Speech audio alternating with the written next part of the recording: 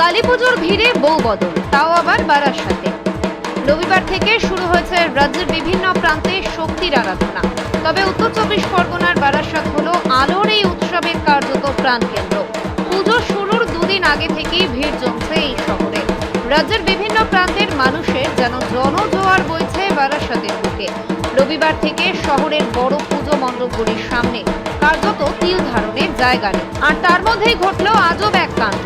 পুজো দেখতে কেউ এসেছেন নিজের বন্ধু বান্ধবের সঙ্গে, কেউ বা প্রেমিক প্রেমিকার সঙ্গে, কেউ পুজো দেখতে বেরিয়েছেন সপরিবারে, আবার কেউ বেরিয়েছেন সহধর্মিনীর হাতে হাত ধরে। তবে পুজো দেখতে আসা দর্শনার্থীদের চিরে চ্যাপ্টা ভিড়ের ঠেলা গুতোর মধ্যেই ঘটল বিভ্রাট। একজনের হাত ফসকে বেরিয়ে গেল বউ, অন্য একজনের বউকে নিজের বউ ভেবে হাত ধরে পুজোর লাইনে দৌড়ে এগোবার চেষ্টা।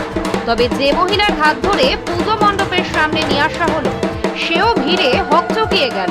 মুহূর্তের ভিড়ে এমন ঘটনা ঘটল যে সেই মহিলাও বুঝতে পারেননি। অন্যের হাত ধরে একেবারে মণ্ডপের সামনে পৌঁছে গিয়েছেন। তারপরেই সহধর্মিনী ভেবে হাত ধরে রাখা মহিলার চোখে চোখ পড়তেই যেন স্বপ্নের মোহ কাটল ওই ব্যক্তি। তখন মনে হলো এ তো তার নিজের বউ নয়, অন্যের বউকে হাত ধরে নিয়ে এসেছেন। ভিড়ে ঠাসা পুজো মণ্ডপের সামনে তখন মণ্ডপ দেখা বাদ দিয়ে ওই দম্পতিকেই দেখতে শুরু করলেন দর্শনার্থীরা। তবে এ জল বেশি দূর গড়ায়নি। ভিড়ের জনজোয়ারকে দায়ী করে অবশেষে উভয় পক্ষই ভুলের কারণ বুঝতে পারলেন। আবার নিজেরা নিজেদের মতো করে অন্য প্যান্ডেলে বেরিয়ে পড়লেন। এই প্রতিবেদনে বিশেষ কারণবশত দম্পতি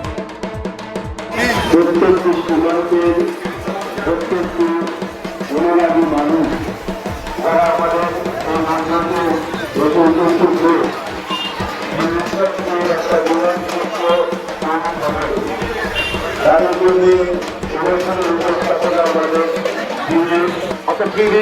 আমাদের ভাবনায় রক্ষা।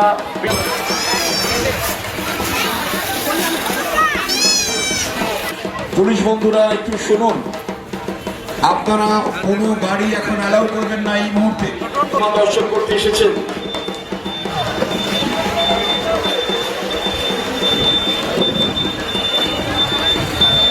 পারবে না।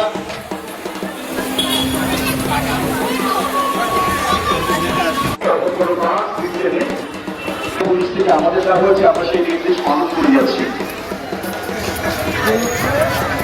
যারা প্রতিমা দর্শন করতে আসছে বহু